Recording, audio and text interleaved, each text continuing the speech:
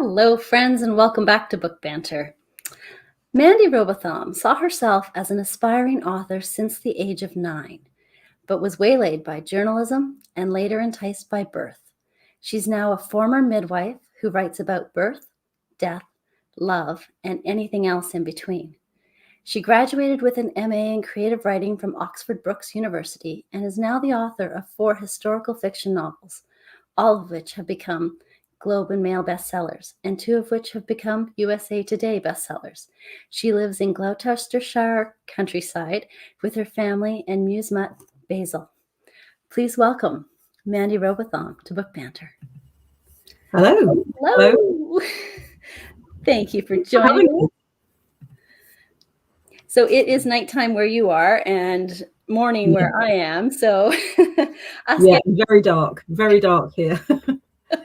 So we're on opposite ends of the world. And is it Gloucestershire? Is that Gloucestershire? Gloucestershire. It goes for. I'm pronouncing every syllable. Gloucestershire. Gloucestershire, yeah. Gloucestershire. Yeah. Okay, I'm going to need sort of West Country, near Bristol, Bath, Cheltenham. So anyone who's been out to the Cotswolds, that's where we live, in the middle of the Cotswolds. Okay, I've heard of that. I've been to Essex and Torquay. Essex is the other end, but very much sort of rural town, countryside. It's so beautiful. The UK is absolutely beautiful. Very beautiful, yeah. Yeah, which is lovely, lush and green, and always worth a visit for sure. So I have to tell you that I absolutely quickly became enamored with your writing when I read The German Midwife. I loved that book. It was that behind the scenes twist on what might have been that drew me in and kept me glued absolutely to the pages until the last page. And I still think about that novel and wonder, what if? Can you tell us how you became a historical fiction author? I suppose I fell into that, being a historical. I didn't see myself as that. I think when you write your first book, you write it just because it's the subject that entices you, not because you want to become a historical fiction or a romantic fiction writer or anything like that. So I was working still as a midwife, and I was looking for my first novel idea. And I got to thinking, morally, I came out of a birth one day, I think, and I was chatting to some other midwives, and I thought, where would there be a scenario where we would hesitate to help a baby? Because normally we wouldn't hesitate to help any baby, wherever they came from, whoever they came from. Yes.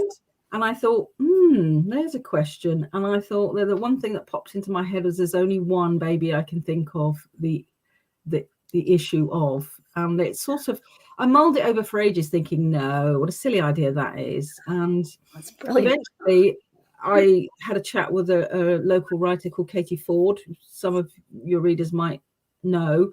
And I said, I think I've got an idea for a short story. And she said, that's not a short story, that's your first novel. And after that, away. And I think once you get a publisher, they like to put you in a little slot. And so that's quickly how I became historical fiction. Interesting. But also because I am quite fascinated by wartime and I love history and things like that. It's hard not to. I mean, they're like the most delightful rabbit holes of learning things about history.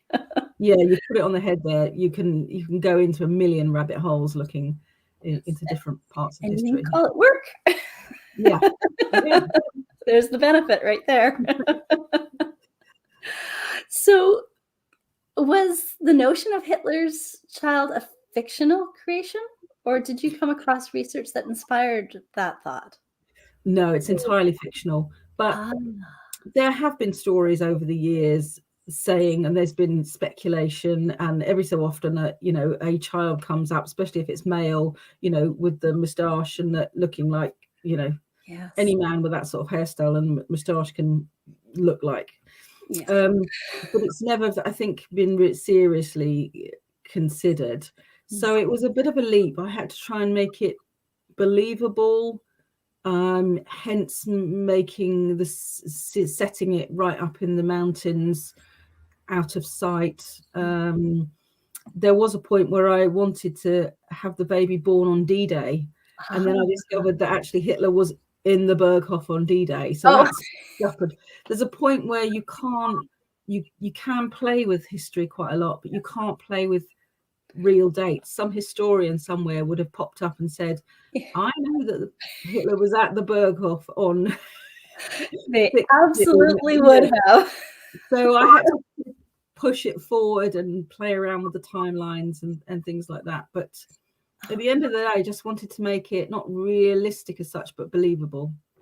And it is. It's completely believable. You totally nailed that, because I still think about it. I still wonder about it and think, like, for somebody who wanted to create the perfect race, it does kind of beg the question, well, why wouldn't they think themselves perfect enough to have children of their own? So it was very intriguing. It was a brilliant idea you had. Way to go. Thank you. So it wasn't so silly after all. Oh gosh, no. No, you knocked that one out of the park. No problem. Everybody should read The German Midwife. That was phenomenal. Actually, I think I'll probably go back and reread, and I don't do a lot of rereading. Well, that's a compliment. That's really a compliment, because I only reread those things and go back to those things that I really resonate with me as well. Because there's so many books and so little time, right? Yeah. But it just stuck, and I think and also the characters were really, really engaging. I was invested, so great job. Absolutely. I still miss them. I still miss Anka and Dita. Do you? Yeah, I do. I really miss, when I finish writing something, I always tend to miss the two main characters, and some of the subsidiary ones as well. My latest book is about Norway. It's about World War II in Norway, and there's a sort of an elder character who I fell in love with, and I kind of miss her. Isn't it amazing? They become real people to us. Yeah, absolutely, they are. Well, they have to be, because otherwise, how do we convince the reader? Exactly. That they have to be real in our head, otherwise we can't put it on the page. Very true. Very true. You've also really carved out a unique niche in the genre of World War II historical fiction. Your novels speak to lesser known, or perhaps less often discussed, historical moments. And as a reader of historical fiction, I love how they stand out in that way. And The Secret Messenger takes place in Venice. And I am like, one day I'm going to be in Italy. I have a feeling I may not leave. So I am really drawn to Italy. But it was through your words that I was drawn to Venice. And I am very eager to visit the city. And given that your novels take place in all these different locations, do you travel to the story destinations when you're researching? Well, I tried to. With the first one, I didn't, because obviously when you're doing a first novel, money is an issue, because you're not. So I didn't. I did a lot of research in terms of the first one, but the second one, yes, I did go to Venice, and I have been there plenty of times, lots of times. So I knew that I wanted to set it in Venice. And funnily enough, I've just come back as well. I've just come back, just about got in before sort of another semi-lockdown on travel. And I revisited all the places that I put Stella and Jack and Christian in. And I did a little bit of Facebooking as well. And I actually went to Palestrina this time and did the biking and rode up and down and found all the spots again. So that was really nice, because the last time I was there, it was just in my head. There were just images and a few sentences and a few characters in my head. And now they're on the page, and then I go back and revisit. So that was really nice to do that. And the day we went to Palestrina was the most beautiful winter sun, and it was just perfect, So very glad. Yeah, I tried to. So I went to Berlin. I've been to Berlin twice with both the Berlin books, and then I've just come back also a few weeks ago from Amsterdam, which is where I'm setting the latest book, which is number 6. It's going to be set in London and Amsterdam. Oh, I'm looking forward to that. Yeah. Unfortunately, the next one that's going to come out in print is in Bergen in Norway, and I had 2 trips planned and both had to be cancelled. So that was a real shame that I never got to Bergen. This pandemic is hard on the travel. Yeah, and it's hard on these us historical writers, because as anyone else, that you've got to feel the place, you've got to smell it, you've got to You really listen to do. the chatter and the banter, and listen to the sea and the birds, and all of that. It's like being the observer of everything in the world and then imagining what it would have been 60, 70, 80 years ago. And it's exactly that. It's funny. It's why I've actually decided I was going to go forward and write, which I'm working on right now, is a novel set in Vancouver, Canada, because I'm like, well, I know I can get there. Yeah. So yeah, I mean, there's a thing. The next place, so it's Amsterdam and London that I'm setting in. It's going to be a dual location, and I'm from London, and my mum still lives there, and so I'm up and down to London all the time looking for locations and that sort of thing, and looking at Blitz history and things like that. So yes. It's easy. It is, isn't it? Yeah. Keeping it close, although I think sometimes we have less appreciation for the cities that are close to us that we're familiar with. We have more desire to see things that are outside of our norm. So it's sometimes finding those nuggets in a familiar city is a different kind of experience. Yeah. Interesting. I read a really good novel that you might be very familiar with, called The Birth House, and that was set in Nova Scotia. Yes. And it really made me want to go and visit Nova Scotia and around Halifax and places like that. Beautiful. So that might be on my radar once we get through this. Yeah, meet you there, because I would literally I would move there in a heartbeat.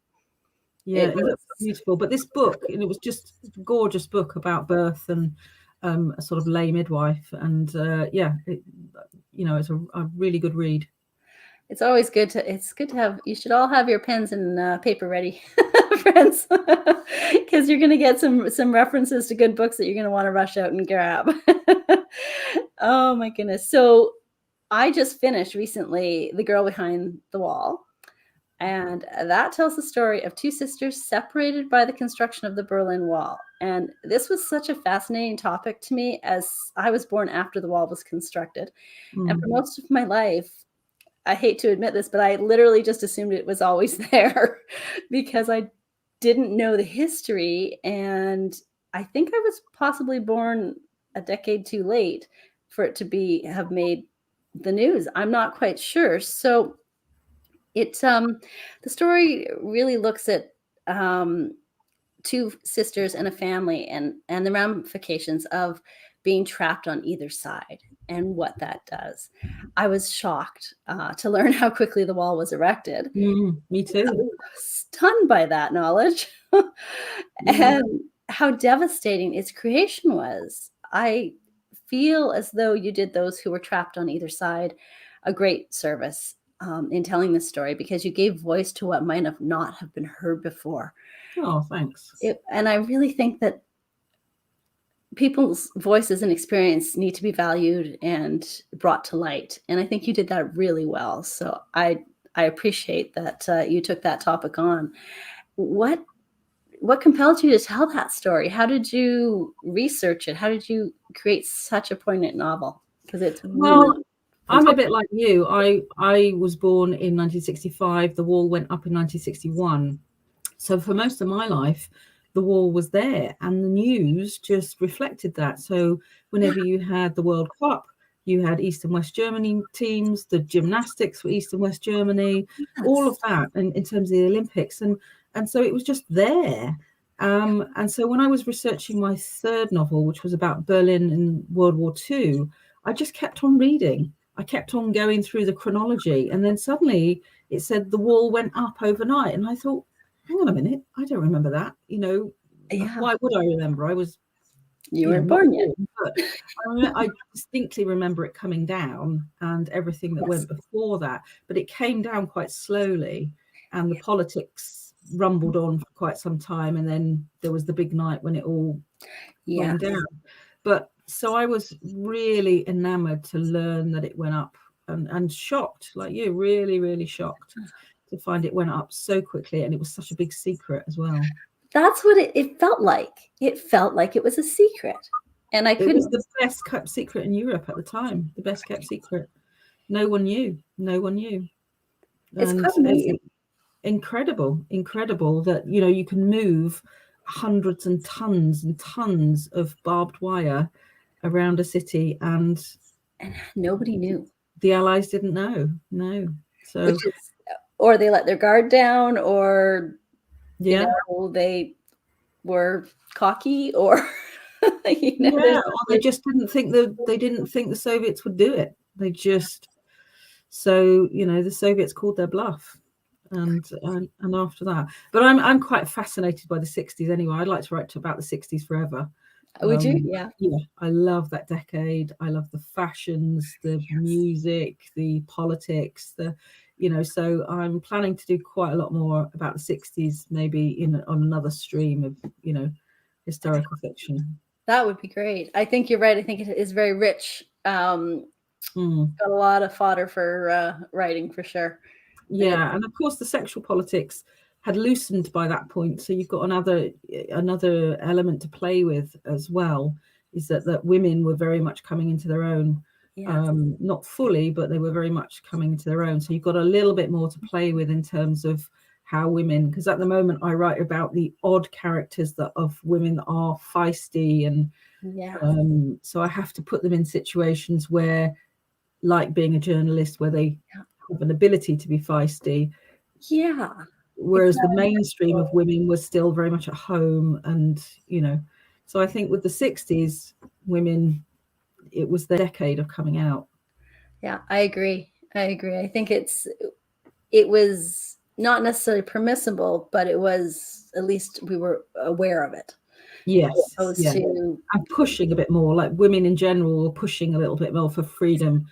Yeah, exactly. Whereas, in the war, it was very limited still. It was very limited. Yes, and it was almost just out of necessity that women went to work. But then as soon as the war ended, they were expected to go back to life as usual. Yeah, absolutely. Which is, it's an interesting dichotomy to explore from the female perspective, for sure. I don't know if you've read Karen Tanabe's A Woman of Intelligence. No, I haven't. No, put that on my list. Yeah, that might be one to have a read. It's kind of a little bit like spy. It's historical spy kind of. Oh, I like that. I love a spy story. I like the fast pace. It's a great change up. So that might be one worth having a read. I enjoyed it. It was its basis is a woman of privilege, but not being happy with that privilege, because of course that doesn't equal a life. We need to be valued. We need to be invested in something. It's her journey to discover that. And the way she does it is very unique. Yeah.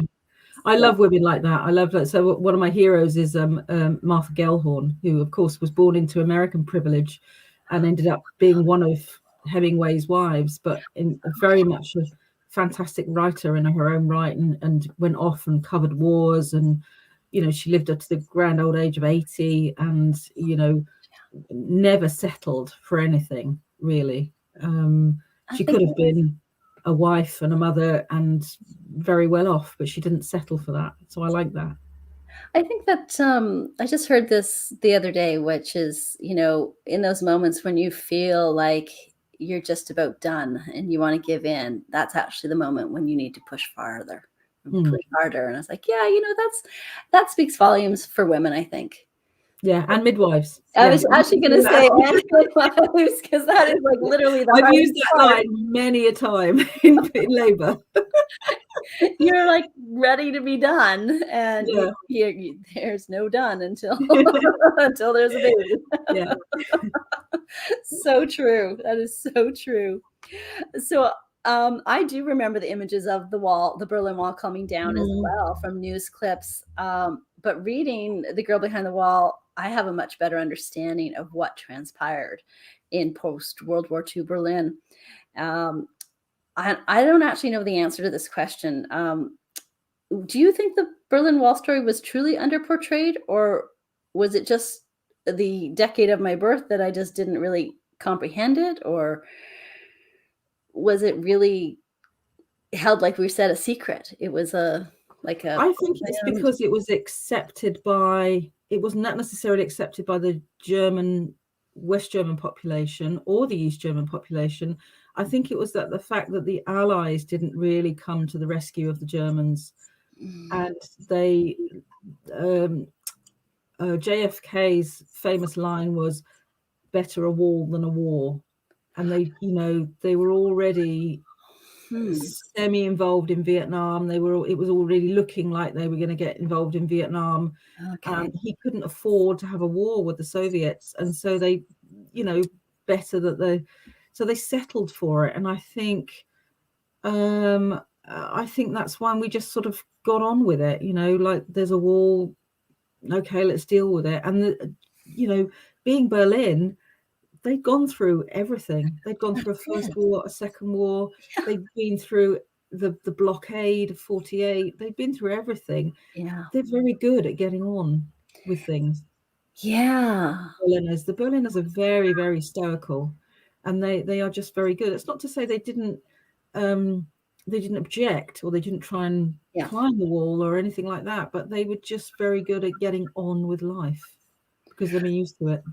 It's sad. That is sad to have to put up with so much and still just, okay, well, we just adapt and we move forward. And I wonder if there's any credence to the theory that because stories are often told from the victor's point of view, and Germany lost the World War II, do you think there's any tie into that the world would have been less empathetic with something happening in Berlin? Difficult to know unless you lived as an adult in the time. I think also it had a lot to do with communism and the fact that America was so anti. They were very afraid of communism, and they, whether or not their understanding of communism. So that's why I tried to portray each side as just people. I mean, we're all people. It doesn't matter kind of what we believe. We all go to the shops. We all have our kids. We all want our kids to have a good life. They're just people. And I think the politicians got very wrapped up in ideology and who had the biggest guns and, nuclear weapons and all that. And don't forget, it was the nuclear age. We'd never been through that before. There was a lot of fear. True. There's a lot of fear about the nuclear age and whether who would be the first to strike and things like that. So there was a lot more political pressures than was really known by the rest of the world. Yeah, I mean, I certainly remember it being on the news, but then I'm in Europe, so things, I certainly remember it being on the news quite a lot. But it was just like news wallpaper. Really, we just accepted it. East Germany and West Germany, you just accepted it. Wow. The good thing about the Girl Behind the Wall is that it humanizes it, and it makes it real for. Yeah.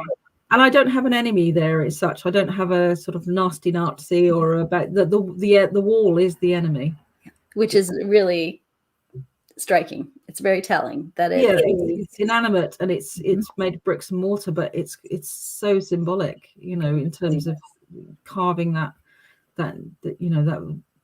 divide between people and families, and the choices that had to be made, and, like daily choices, but yet hard ones. Like those are hard life choices. Yeah, like that. I mean, who would you choose? You choose your family or the one you love, and who would you choose? So I don't know. I right up until the end of the book, I didn't know who would make it back over the wall or not. I didn't know until the end. I bet I would have struggled with that too. I think that I would have been back and forth on how, like, that your story could have literally, dozens of endings that would be satisfying just because there were so many factors involved.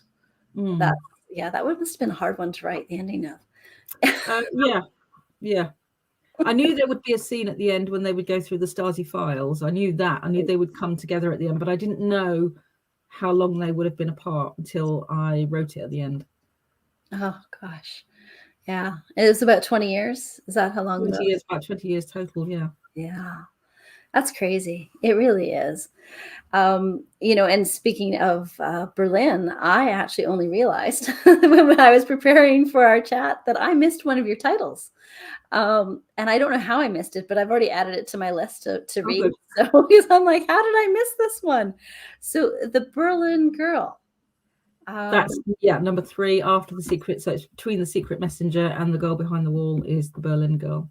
Okay, I completely missed that. Can you tell us a bit about that book, just so I have an idea before I go into So that one's set in 1938, just the year before the war. So it goes from sort of September, I think July, September 1938, up until the day war is declared.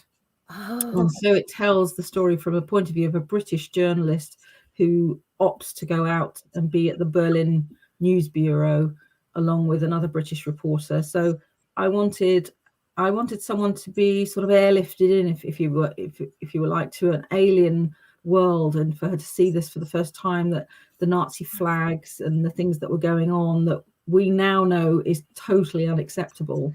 Yes. But at the time, again, was just being absorbed into the German way of life, or at least the Berlin way of life. But also it still had that element of excitement about Berlin, because it was that city where, the cabarets and it's very cosmopolitan and lots of lovely hotels and nightlife and that sort of thing. So she sees this, these wrong things coming, and the journalists did actually see the war coming. Oh, they did. Much more succinctly. They were writing about it in their diaries and saying, look, war is coming. And the politicians just were sticking their head in the sand. Oh, that gives me the chills. Yeah. So it's about that. And it's obviously got a nice little boy, girl, man, woman thing going on. Story. But yeah, that was another great trip where I went with my son, and we got bikes and we rode all the way over Berlin, and we went to the old airport, and I sat in the Adlon Hotel, which is now rebuilt. It is. Oh. Had a very expensive cup of tea. Absolutely worth it. I think it was about 12 euros for a cup of tea. Wow. But somebody had to pay for the rebuilding. It was worth it just to sit in the lobby and hear the music, because they've refurbished it nearly as it was, in the same theme as it was, just to hear the tinkle of the piano and the fountain and watch all the people and the waiters coming and going. So it was well worth it for that. I love that. I have a sneaking suspicion that you and I could hang out at an old hotel or old bar at any time and enjoy it. Yeah. Coffee shops. I mean, as you will know, that every single one of my books features lots of coffee and cafes. That's me. That's funny. I had a reader review comment that my latest book, that my character drank a lot of wine. Oh, right. Okay. And I'm like, yes, she did. She was dealing with stuff. I do lots of coffee and cake. Coffee and cake. That does sound fiction and fact, unfortunately. Yeah, I know. It's yeah. Unfortunately, the calories are not fiction, are they? No. Yeah, it's pretty funny. So how do you move through the writing process from sort of idea to completion? I know that's a big question. So and everybody seems to have a different way of doing it. So I'm curious where your ideas come from and how you. I tend to look for a location first, because of course, once you've got a publisher, it's quite a lot of it is driven by what the publisher wants as well. It's not, you don't get to write just what you fancy. So my brief largely is to do World War II. So what I usually try and do is look for a location that I haven't really read about before, or I'll pick up a news story, or there'll be an old news story about something, and then I'll look for a particular event as a pivot. So I always have some sort of pivot. And so with The Secret Messenger, it was Venice and something that happened there. With the Berlin Wall, it was the wall going up. and I will look for a pivot, and then I will hang my story around that pivot. And gradually I get the feeling for a character, and the character then evolves and everything around it. So it's like, it's just sort of an evolver, but I tend to have everything like sticking a pole in the ground and hanging things off it. Yeah. That's what I tend to do. Oh, that's interesting. Yeah, I'll make lots of notes. I'll do about 2 months of research, good 2 months of just reading, interneting, going to the British Library where I do a lot, looking at newspapers. Yeah. So for the Berlin girl, I went through 18 months of a particular newspaper that she worked for. Wow. And I went through every single page, 18 months of Oh my gosh. news stories, just looking at the adverts, and the stories around what she was doing. So hardly any of it appears in the novel. It's just I knew what the paper was about. Yeah. I knew. And then when I start to itch, and when I start to lie in bed at night and imagine a scene, then I know I'm ready to write. Yeah, I completely understand that. Yeah, that itchy feeling, and I don't have to keep putting the light on and scribbling down things in my notebook, and then putting the light out, and I think, oh no, not again, and I put the light back on again and scribble some more, and then I think, oh, it's time to write now. Yes, it's. I find my characters start talking to me at about like same kind of idea at 3:30, 3 o'clock in the morning is the time that they like to chat, and it's like, okay, well, and it's always conversations. It's always what they're saying, or as if I'm meeting them for a coffee or something like that. Exactly. They're putting their own stake in the ground, saying, "This is who I am," and this. And they won't go away. No, they will not go away. No, they will not. Not until you actually get up and wrap yourself in a blanket and sit down at the computer and write. Yeah, it's quite persuasive. Yes. Yeah.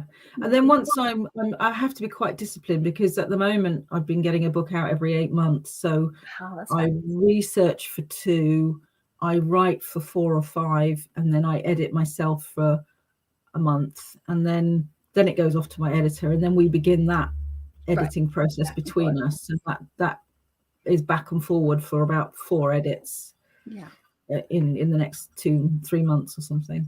So that's pretty quick. Yeah, it is quick, but I've always been quite a quick writer, and I was a journalist many years ago, and I was always fairly quick, and I think that teaches you to be fast and get it down. And I'm very much of that ilk. When I was finally deciding that I was going to write a book, I was thinking, well, nobody's going to write it for you. Just have to go and do it.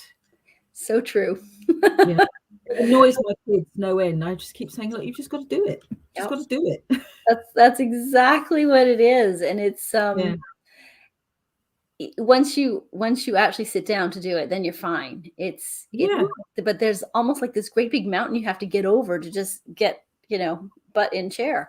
Like absolutely, it takes me hours sometimes I will do anything rather than, and yet when it was working, it's the best thing in the world. I love it. Exactly. Yeah. It's this, we will find anything to distract us before we have to sit down and do that which we know is necessary. But then when you get there, you're, like you say, you're in that zone of another world, and it's hard to be pulled out of it after that once you're in it. So I totally understand. That's awesome. I love that. So you spent about 2 months researching, which is actually about where I also fit. I go by 2 months. If I've been spending the right amount of time diligently researching, then that is the bulk of the research. There may be the odd thing here or there as I carry on as I'm writing. I carry on reading maybe novels around the subject. So quite a lot of it is actually novels as well, to see how other writers are approaching the genre as well. So I might read a spy story, and then I might read a crime story around, and then or a romantic fiction story, just to get every angle going. Absolutely. And it's when you're already sort of in the writing process, I find reading things that are sort of periphery to the time period or to the situation at hand helps feed the imagination. And diaries of people that lived at the time are amazing. Yeah. Yes, I agree.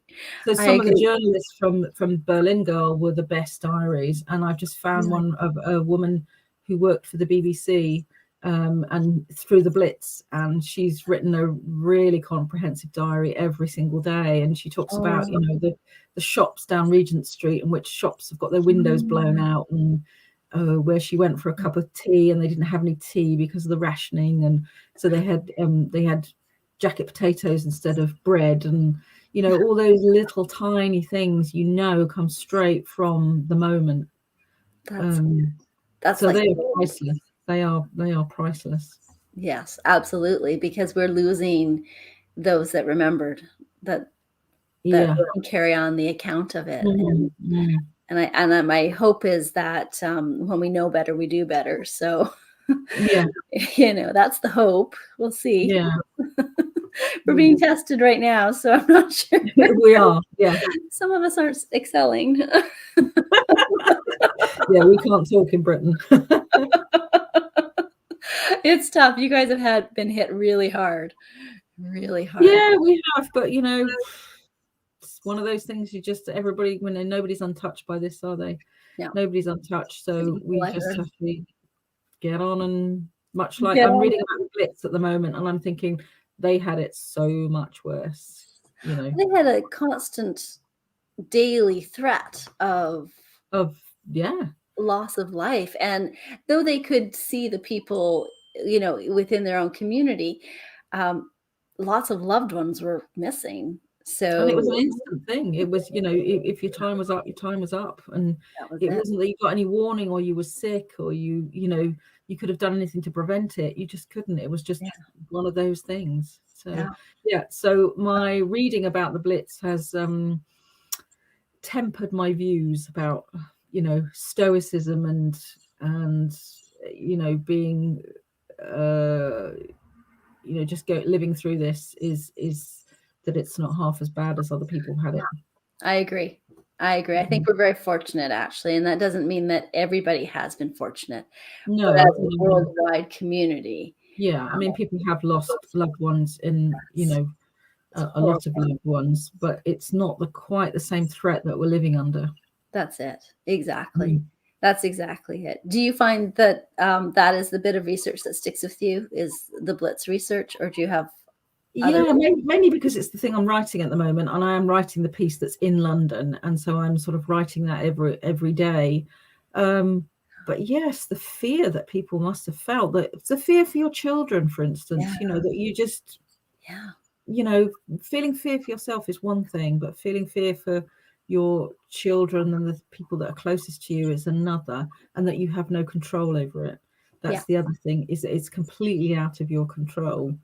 And you can move to a different part of the country, but you're still under threat. You're always a target no matter where you go. Even North America was a target. There's obviously Pearl Harbor, but there is, along the Oregon Washington coast, not a lot of people know about, but there's a monument that it talks about the Japanese ships that were hiding out, waiting to attack on that west coast right there.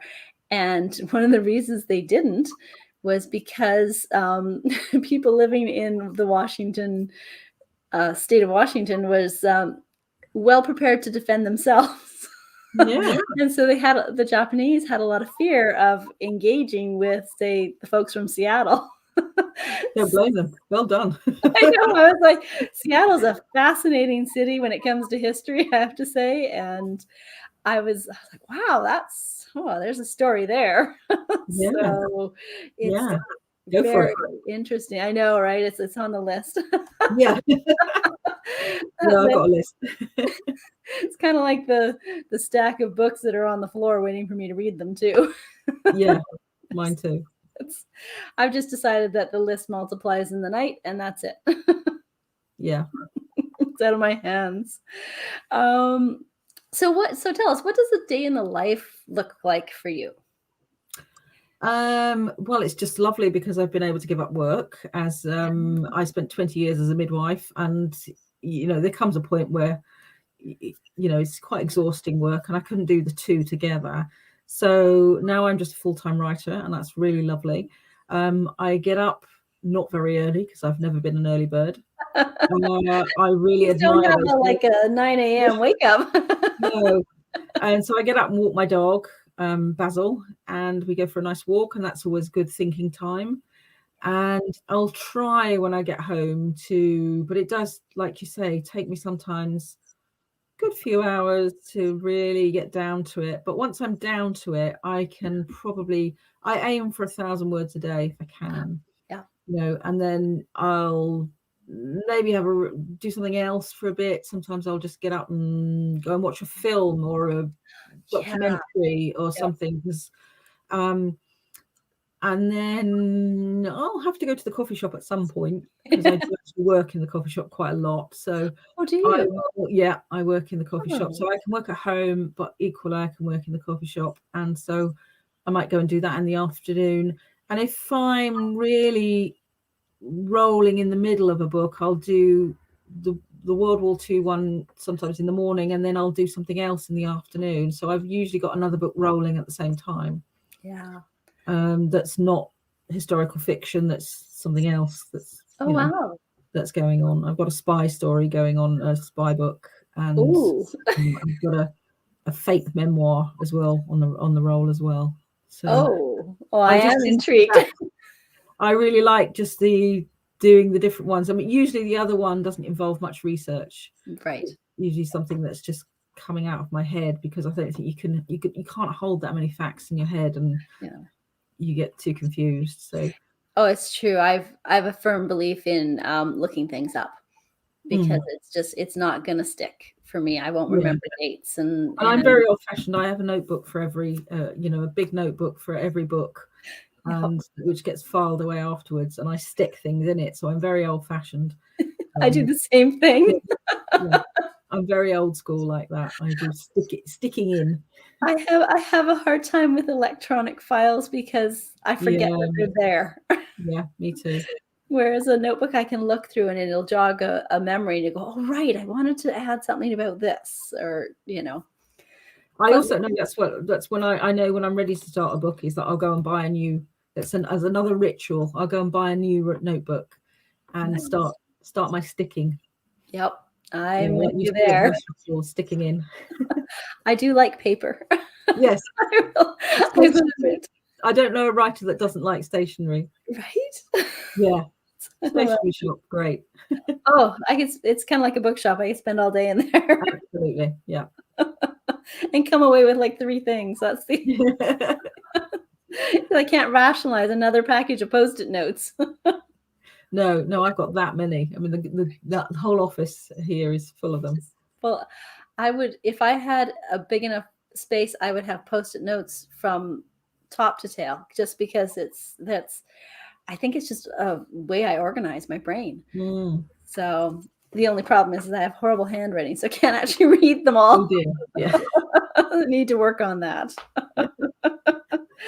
So I'm going to put you on the hot seat for a little bit. Okay. So friends, grab your pen and paper, because your TBR pile is about to grow. I realize that choosing your favorite book is kind of like telling the world which of your children you love the most. So it's a hard one, and I completely understand. But if you had to recommend 5 great novels to readers, what would they be? Well, I've got a few here. I would go for number 1 for me is Pride and Prejudice, Jane Austen. I think if you're a fiction writer of any kind, that all love stories seem to stem from that, don't they?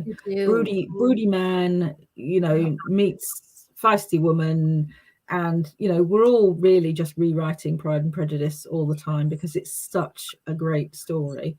And I think it takes a while to get into reading Jane Austen. It's not an easy read. But once I was in it, that's it.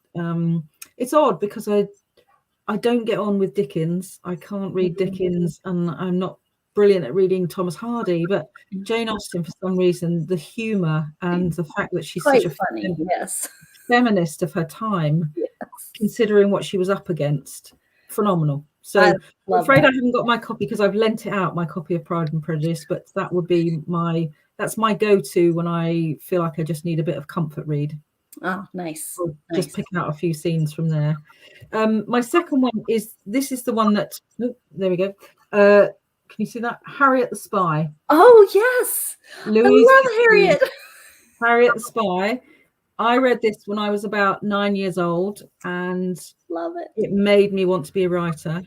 I wanted to be Harriet, and I used to carry a notebook around with me at school and pretend to be Harriet. Pretend to write a book, which was always the same plot as Harriet. And so no copyright infringement there at all. No. I still read it now. I have it right next to my bed, and I still read excerpts. I mean, it's so funny. Yes. Yes, it is. It's such an adult book, even though it's a children's book. And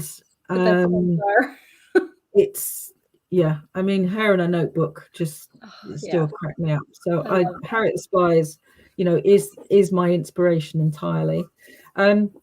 I've been reading a lot of spy things recently, and we've got a very good British writer here. I don't read a lot of non-fiction unless I'm researching for pleasure. Me too. But this is a great one. It's called Agent Sonia. Ooh, there we go. Agent Sonia. And that's non-fiction? That's non-fiction, but it reads like fiction. Perfect. It reads like, he's got such an engaging style. It is about Agent Sonia. It's about a housewife. She was a housewife with kids. And she was a super spy. It's amazing.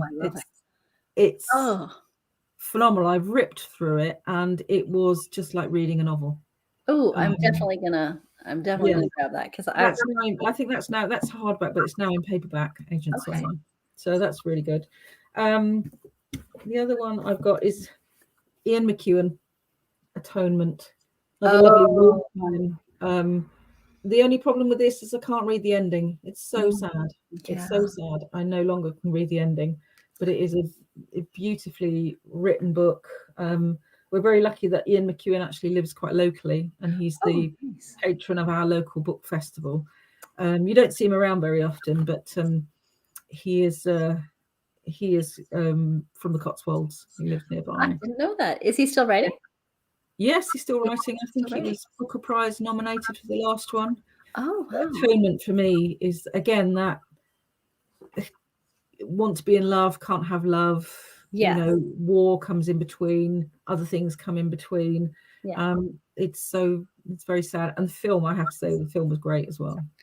I don't know if I've seen the film. I'm going to write it down because the holidays are coming in. Yes, Keira Knightley and James McAvoy, so a really great cast in it.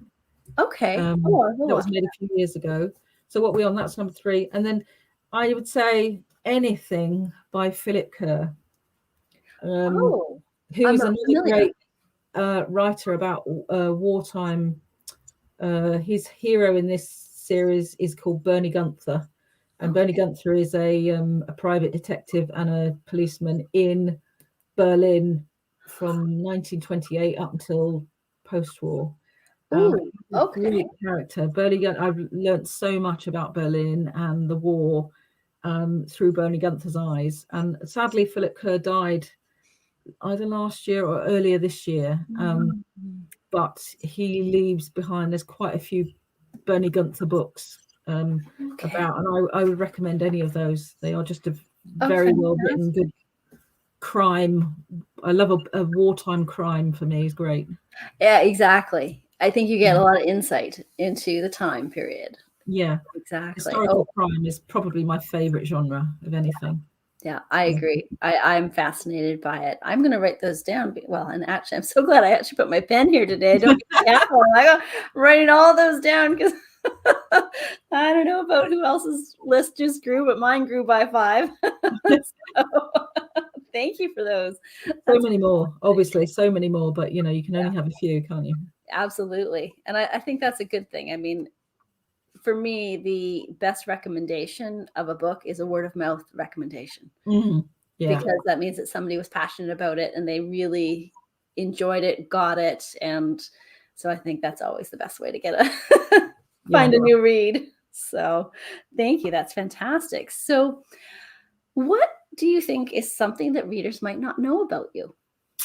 Well,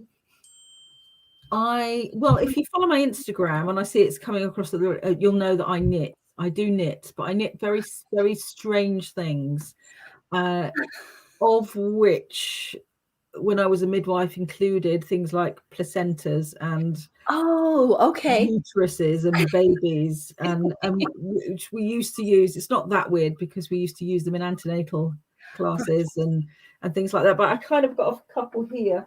I knit things like Oh my gosh. silly things, very silly things. I love yellow submarines. So That is an incredibly challenging thing to knit. well, you just follow a pattern. It's only a pattern, really. Yeah. But I do knit people as well. She says to a non-knitter. I really like a singer called Jack Savaretti, who is probably quite European based, but he is getting a bit more famous. So I made a Jack Savaretti. I love it. Because I really like him. So, very, very silly things, and lots of dollies. I'm quite fascinated by dollies. I don't know why. Oh, wow. So I knit dollies, and That's usually I knit them impressive. for other people's children and grandchildren and Oh all my sorts of things like that. So Look, yeah, that is incredibly talented. I don't often knit adult things because I find them quite boring and they take too long. Yeah, So bigger I knit size, them. and you just go Yeah, across a row, across a row, yeah, across a row. yeah. Yes. So I tend to knit very silly little things, but I knit all the time, and I knit everywhere. Really? On planes, trains.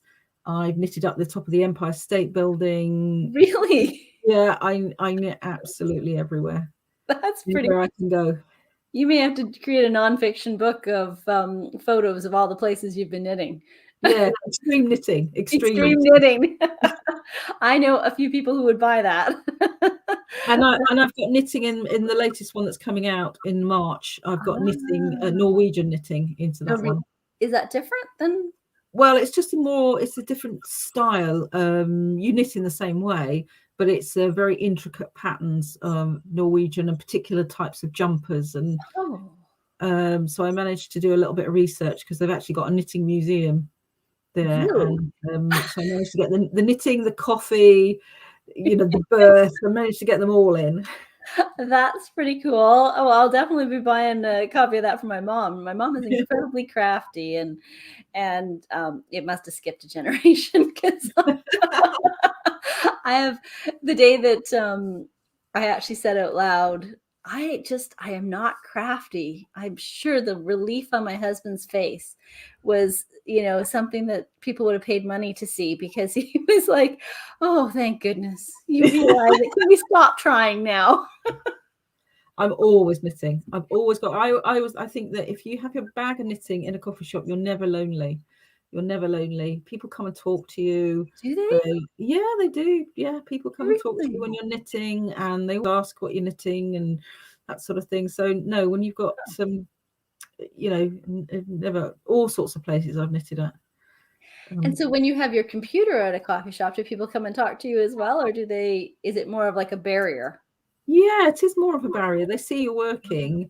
They'll, quite often I've got earphones in as well, with a bit of music playing. So I think they realize they also know me. It's a very small town, and they know me, and they know I'm working. So yeah, That's usually my signal to anybody else, is my headphones are in. That means do not disturb me. Yeah. People do respect that. They do. Yes. So it's nice. That is good, because if you want to write in a coffee shop, because that's one of the reasons I wouldn't, because I'd be so distracted by movement and people and all that. I don't think I could do it. Yeah, no, I love it. I love the vibe. I love the sort of buzz. And if it gets a bit noisy, then I will just put my headphones in and put some music on, and I feel like I'm in my own bubble then. Yeah, that's where I need to be, in my own bubble. Exactly. So your next novel, The Resistance Girls, coming out in March 2022. That's right. Yep. Is there a nugget you can share with us about the story that we may not have? It's a bit more resistant. Obviously, as the title says, it's a bit more sort of subterfuge and a bit more spy orientated. Okay. And I've gone back to my birth roots a little bit more as well. That's actually pretty cool, because there's probably a ton of stories surrounded in that world that is humans just connect with. They connect with life. Yeah. I decided very early on that even though the first one was written from the heart and from that thing about write what you know, that there are only so many books you can write about birth. And For sure. to be fair, I'm never going to write about hospital birth, or because that's not what I did. I did home birth. I did very sort of low risk birth center birth, and so there's only so many birth scenarios you can write in the same way or different ways, you know. You certainly picked a really good one to, to go with. So we'll go back a little bit. I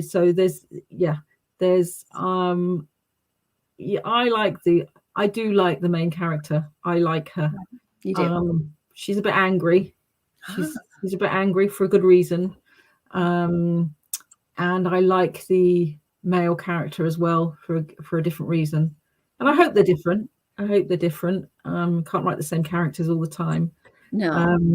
And there's another character in there called Margit, who is the aunt, and she's one of my faves. She's one of my fave characters. Do you find you have a certain kind of character that follows you into different stories, but is I've just been asked to write a magazine story to coincide with the launch, and actually I think what I'll do is I'll pick Margit, and Margit will go off on a little adventure of her own. And she will feature in a separate little story of her own, because and she's based on just a sort of an amalgam of really great older, I will say older, not elderly, older women that I know who have, just very strong and very stoical. Yeah, I know exactly what you mean. I have one in everything that is just, they just come to you and they're like this anchor to the rest of the world, the rest of the story that revolves. And I love it. I love including something like that. So I completely get that. I'm looking forward to the Resistance Girl. That'll be really good. March. That's not far away now. No, it's not. So everyone will have to keep an eye out for that. Thank you so much for joining us today. I thoroughly enjoy your novels. I really do. And I encourage everybody to rush out. You still have time before Christmas to pick up some of Mandy's books for yourself and for holiday gifts. There's nothing wrong with stuffing your own stocking either. No, it definitely isn't. I shall be buying myself some books for Christmas, that's for sure. I think that's a great idea. And I have to say thank you to Canadian readers. I mean, you are just such a huge part of my fan base market. It's such an important thing that when I'm writing, I'm not necessarily, I don't know Canada, I've never been to Canada, but I'm thinking about who's reading my books, and so I'm always trying to make it accessible in terms of not talking about Britishness so much or Norwegian, but making it so accessible, because Canada has been such a part of my market, and that's a good thing. And the success, and the fact that the Globe and Mail, 4 times is amazing. So thanks to all those who are buying the books out there. I think that we in Canada we read pretty widely, and we're not put off of something that's a little bit different from us either. And I think the reason is because most everything is. So it's the U.S. has a very U.S. market, a U.S. style, and writing for that market. And I think that we are very malleable, and so we do. And you read a lot. You read a lot, and you buy a lot of books.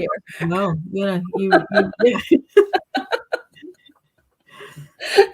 It's hunkered down under the blanket.